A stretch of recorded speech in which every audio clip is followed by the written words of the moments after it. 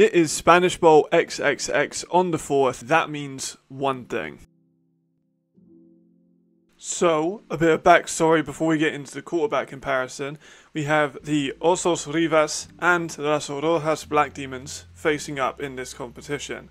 Both of them 7-1, and their only loss was to each other. So this makes a really interesting matchup, and it's going to be wrapping up the best of 3 series that they've ran with in 2024. The first quarterback we're going to talk about is Black Demons quarterback Theo Landers. Now, the initial part of Theo's game that sticks out right from the jump of watching the tape is his mobility. Landers is extremely mobile, he can extend the plays, and he's fast when he's in open space.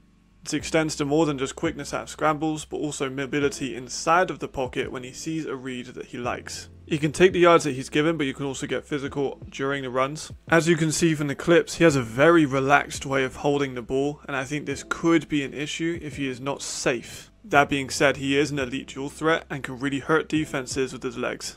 When the Black Demons and the Rivas matched up in week 4, this was a big reason why the Black Demons were able to come out on top.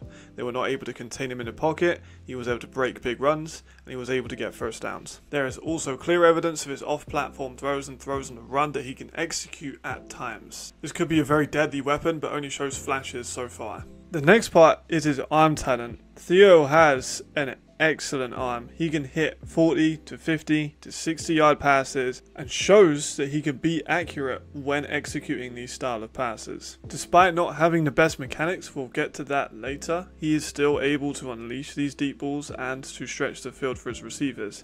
Jorge Garcia is certainly a player to watch in this matchup. He can hit sideline to sideline as well as the middle of the field, and he also shows velocity on his throws, not just distance, being able to hit players in stride on the sidelines.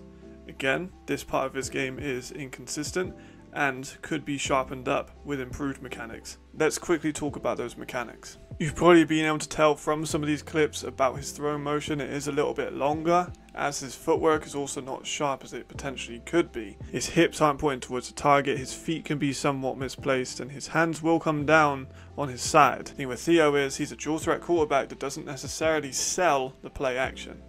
That may sound picky, but when you have a very good play action quarterback who can also be a threat with his legs, that's a very dangerous weapon. If they don't necessarily sell that, then it loses a lot of the value that it could hold. The last point I wanted to bring up about Theo is his target lock. If he sees a player downfield and he locks onto that read, he's going to try and force the ball. He did it against the Osos Rivas, he did it with other teams in the Spanish League, and it has resulted in some costly turnovers. I don't necessarily think he goes through the full progressions of his offense, either that or he just has maybe not as good processing as some of his peers. Overall though, Theo has been one of the best quarterbacks in the league. He's top 5 in passing touchdowns, he's been a consistent threat on the ground, and he has led the team to a championship game. That brings us on to our next quarterback, Russell Tabor.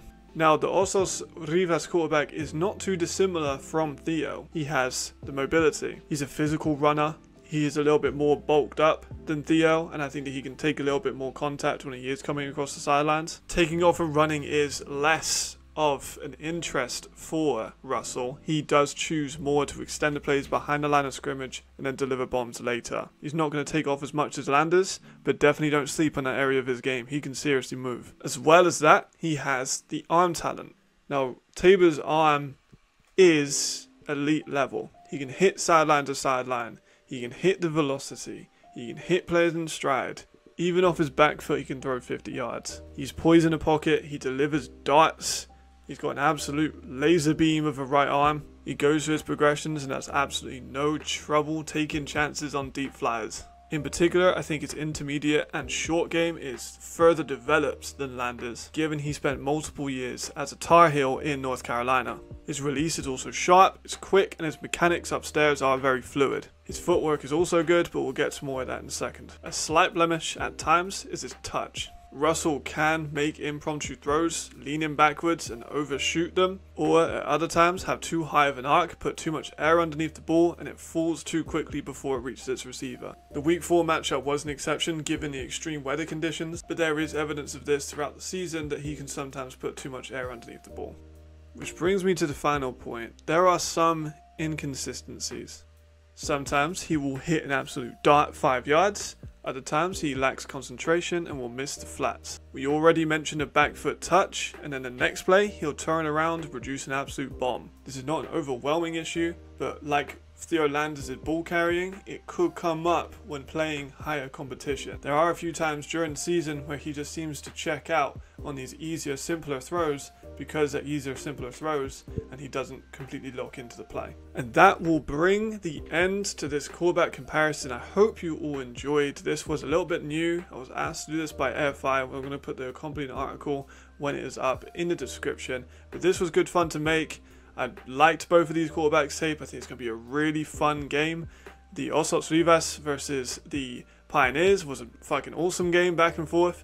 The two games that they had previous were also fun matchups. If I'm going to have to give a prediction, I'm going to go for the XXX Rivas to win. My friend Mario Flores, number 15, you've probably seen him a bunch of times in this clips, is a serious weapon, as is Edu Perez and Juan Escobar. I just overall think the XXX have the stronger team, and I think they're going to be able to come in and outperform the Black Demons, but I do think there'll be a close game. Let's have a look. If you guys like, subscribe, comment who you think is going to win. I'm up to 989 subscribers, I think, which is pretty fucking cool. But this was a fun video, so thank you everyone who's tuned in this much. I'll see you later. Thank you and goodbye.